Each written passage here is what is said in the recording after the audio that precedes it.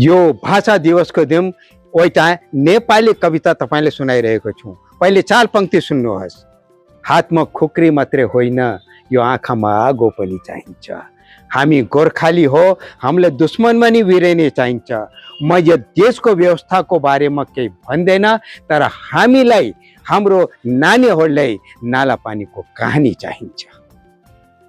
एउटा कविता सुन्नुहोस्।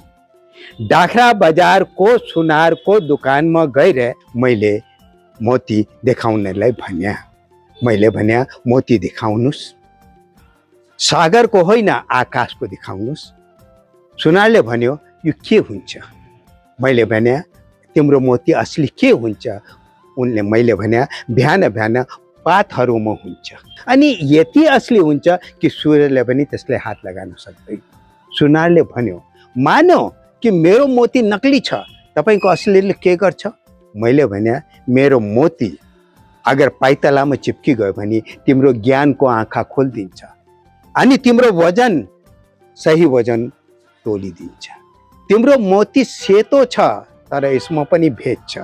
मेरो मोती क्षणभङ्गुर छ तर प्यासाको लागि समन्दर छ।